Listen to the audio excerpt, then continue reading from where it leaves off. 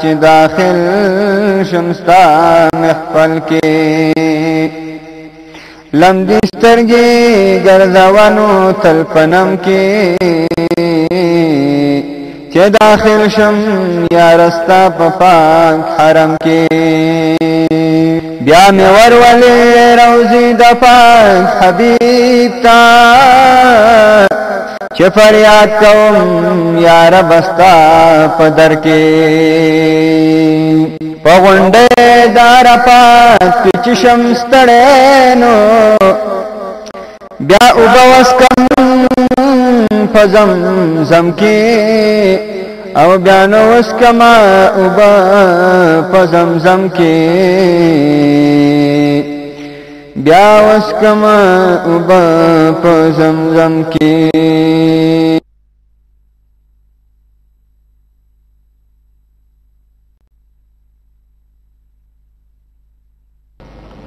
فخر موجودات سرور کائنات جناب نبی کریم صلی اللہ علیہ وسلم فرمائی دی من مشى في حاجة أخيه وبلغ فيها كان خيرا له من اعتكاف 10 سنين ومن اعتكف يوما ابتغاء وجه الله جعل الله بينه وبين النار 3 خنادق ابعد مما بين الخافقين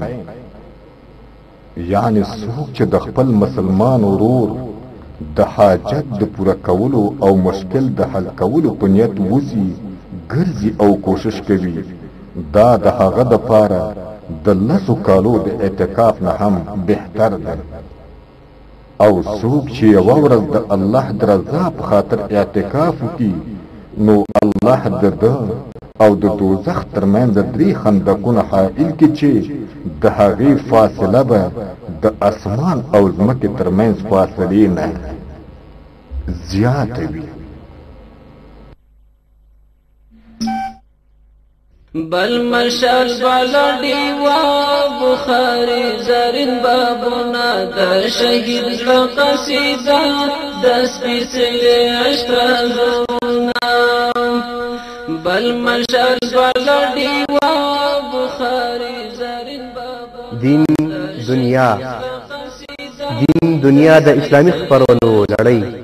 فاسألوا أهل الذكر إن كنتم لا تعلمون. محترم مولوي صاحب که په سر کې درنو لیدونکو ته معلومات ورکړئ چې ګناهونه په څو ډوله دي او ګناه څه ته ویل کېږي؟ ګناه هر هغه عمل دی چې د رسول الله صلی الله علیه وسلم او د قرآن کریم د احکامو د اوامرو